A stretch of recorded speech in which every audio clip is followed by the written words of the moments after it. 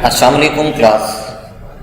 My name is Ayaz Riyaz. Economics second year का आज हमारा दूसरा लेक्चर है जिसका नाम है कौमी आमदनी की पैमाइश के तरीके। कौमी आमदनी की पैमाइश क्यों की जाती है?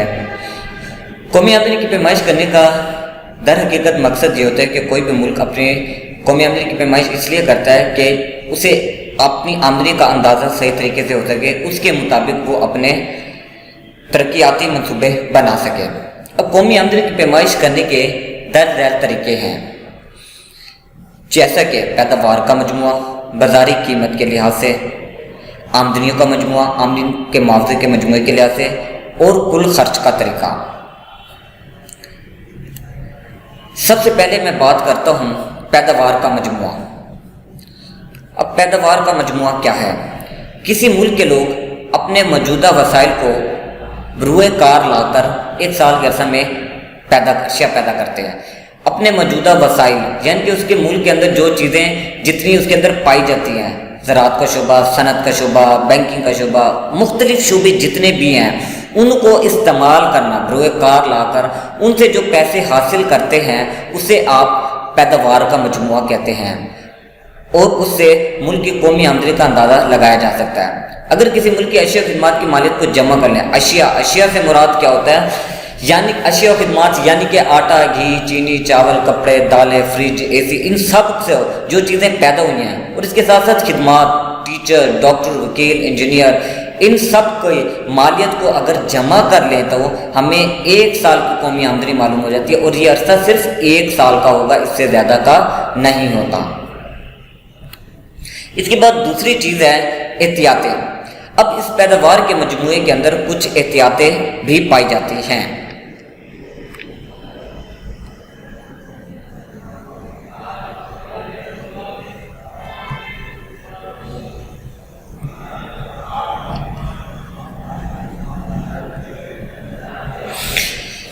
इसकी एहतियातें कुछ यूँ हैं कि कौमी आमदनी का तखमीना लगाते वक्त इस बात का ख़ास तौर पर मद्देनज़र रखा जाता है कि अदाद व शुमार बिल्कुल सही हों, ताकि कौमी आमदनी का तखमीना, कौमी आमदनी का अंदाज़ा गलत ना हो, यानी कि जितनी चीज़ें पैदा की गई हैं उतनी ही बताई जाएं। अदाद व शुमार बिल्कुल सही होने चाहिए, क्योंकि इन अदाद व शुमार की बदौलत ही गवर्नमेंट क्या करती है, अपने माशी तरक्की के मंसूबे बनाती है। हुकूमत को जितनी अपनी आमदनी का सही पता होगा, हुकूमत उतने अच्छे तरीके से अपने मंसूबे बना सकेगी। अगर गवर्नमेंट को आमदनी का पता ही ना होगा तो वो अपने तरक्याती मंसूबे भी नहीं बना सकेगी।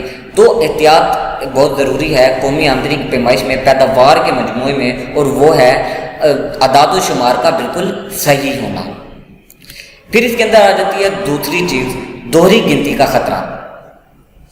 पैदावार का मजमूए में दोहरी गिनती के ख़तरे से बचा जाता है कि दोहरी गिनती का मतलब ये है कि किसी शय को एक से ज़्यादा बार गिना ना जाए। मसलन आप एक दफ़ा कपास को गिन लेते हैं, फिर उस कपास से बने हुए धागे को, फिर उससे बने हुए कपड़े को भी गिन लेते हैं। आपने पहले कपास को काउंट किया, फिर उसी से बने हुए धागे को, उसे भी काउंट कर लिया, फिर धागे से बने हुए कपड़े को भी काउंट कर लिया।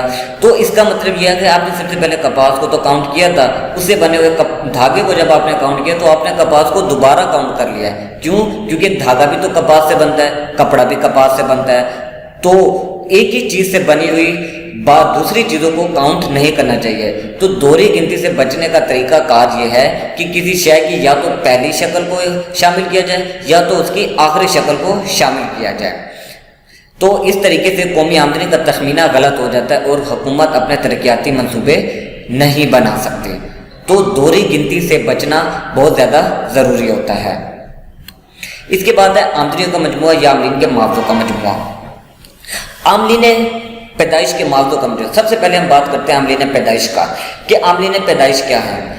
आमदनी पैदाइश के बारे में इकनॉमिक्स ये कहते हैं 4 आमदनी पैदाइश हैं: ज़मीन, मेहनत, सरमाया और तंजीम। ये चारों चीज़ें ना हो तो कोई चीज़ पैदा नहीं हो सकती और किसी भी मुल्क की मईशत नहीं चल सकती।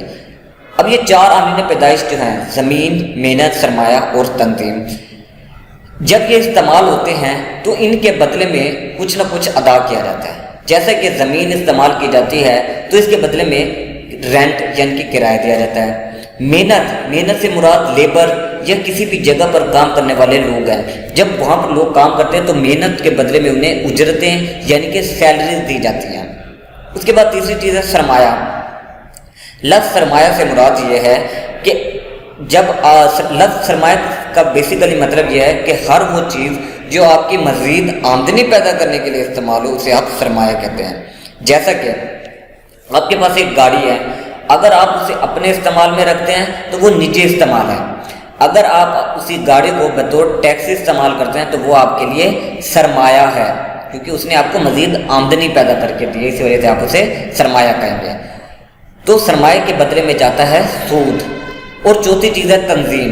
زمین، محنت، سرمایہ کے جب اخراجات پورے ہو جاتے ہیں تو اس کے بعد آ جاتی ہے تنظیم۔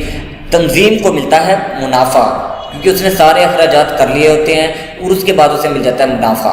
تو ان چاروں عاملین کا معاوضہ لگان، اجرت، سود اور منافع کی شکل میں ادا کیا جاتا ہے۔ اگر ان چاروں عاملین کے معاوضوں کو جمع کر لیا جائے، یعنی کہ زمین کو جتنا لگان گیا اسے جمع کر لیا جائے، محنت کو جتنی سیلریز دی ہیں اسے جمع کر لیا جائے، سرمایہ کو جتنا سود گیا اسے جمع کر لیا جائے، اور تنظیم نے جتنا ایک سال میں پروفٹ کمایا اس سب کو جمع کر لیا جائے تو بھی قومی آمدنی معلوم ہو جاتی ہے۔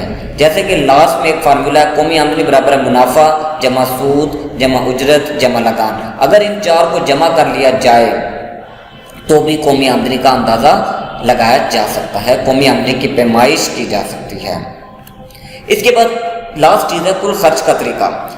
کل خرچ کا طریقہ، اس طریقے کے تحت ایک سال کے عرصہ میں پیدا ہونے والے اشیاء خدمات کی خریداری پر ہونے والے کل اخراجات کو جمع کر دیا جاتا ہے۔ جیسے کہ ایک سال میں بہت ساری اشیاء پیدا ہوتی ہیں، ان اشیاء کی پیدائش پر، ان اشیاء کو پیدا کرنے پر جو اخراجات آتے ہیں انہیں اگر جمع کر لیا جائے تو کل خرچ کا طریقہ معلوم ہو جاتا ہے۔ جیسے کہ ایک ملک میں بہت ساری چیزیں پیدا ہوئی، آٹا ہوا، گھی ہوئی، چینی ہوئی، ان سب کو پیدا کرنے کے اوپر جو اخراجات آتے ہیں ان اخراجات کو معلوم کر لیا جائے تو بھی ہمیں قومی آمدنی کی پیمائش کی جا سکتی ہے۔ لیکن اس کے اندر کچھ چیزیں ہیں، وہ ہے سرمایہ کی فرسودگی الاؤنس۔ اب فرسودگی الاؤنس کا کیا مطلب ہے؟ پچھلے لیکچر میں نے آپ کو یہ بتایا کہ فرسودگی الاؤنس کا مطلب یہ ہے کہ کوئی بھی کاروباری انسان جب کوئی کاروبار شروع کرتا ہے تو اس نے اپنے کاروبار میں ایک مشین لگائی، اب وہ مشین پورا سال چلتی ہے، چلنے کے بعد وہ ٹوٹ اور گھساؤ کا شکار ہو جاتی ہے، خراب ہو جاتی ہے۔ اب اس کی خرابی پر، اس کو مرمت کروانے پر، اس کی ریپیئرنگ پر جو اخراجات آتے ہیں اسے آپ فرسودگی الاؤنس کہا جاتا ہے، فرسودگی کے اخراجات کہا جاتا ہے۔ تو قومی آمدنی کی پیمائش کے تیسرے طریقے کل خرچ کے طریقے میں سے اگر فرسودگی الاؤنس اور اشیاء سرمایہ پر لگائے جانے والے ٹیکسوں کو منہا کر دیا جائے تو جو چیزیں آپ نے پیدا کی ان پر جو ٹیکس لگایا اسے نکال دیا جائے اور فرسودگی کے اخراجات کو نکال دیا جائے اور حکومت کے آنے کی صورت میں دی جانے والی مراحت کو جمع کر لیں تو ہمیں خام آمدنی حاصل ہو جاتی ہے۔ یعنی کہ کل خرچ کے طریقے میں فرسودگی الاؤنس نکال دینا ہے، چیز پر جو چیز پیدا ہوئی اس پر ٹیکسوں کو نکال دینا ہے اور حکومت نے جو آنے دیے اسے جمع کر لیں تو ہمیں کل قومی آمدنی کا پتہ چل جاتا ہے۔ اب میں نے ابھی بات کی تھی حکومت کے آنے، اب آنے سے مراد کیا ہے؟ آنے سے مراد یہ ہے کہ کسی شے کی پیداوار پر آنے والے اخراجات کا کچھ حصہ حکومت خود ادا کرتی ہے، اسے آپ آنا کہتے ہیں، یعنی کہ سبسڈی کہتے ہیں۔ مثال کے طور پر ایک حکومت کسانوں کو سبسڈی دیتی ہے۔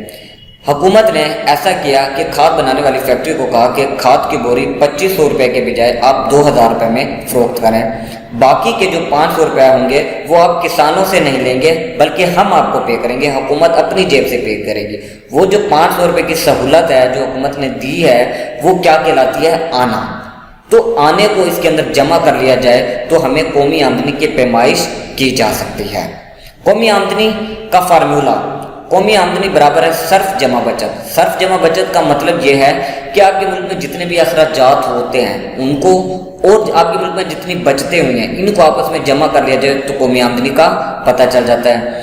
یا اس کا ایک اور طریقہ کار ہے، قومی آمدنی برابر ہوتی ہے صرف جمع سرمایہ کاری۔ آپ کے ملک میں جتنے اخراجات ہوتے ہیں انہیں اور آپ کے ملک میں جتنی انویسٹمنٹ ہوئی ہے، جتنی سرمایہ کاری ہوئی ہے، ان دونوں کو آپس میں جمع کر لیا جائے تو بھی قومی آمدنی کا اندازہ لگایا جا سکتا ہے، قومی آمدنی کا ان کی پیمائش کی جا سکتی ہے۔ تو عزیز طلباء، آج کے ٹاپک میں اگر آپ کو کسی بات کی کوئی سمجھ نہ آئی ہو تو آپ مجھ سے رابطہ کر سکتے ہیں اور مجھ سے پوچھ سکتے ہیں۔ بہت شکریہ، اللہ حافظ۔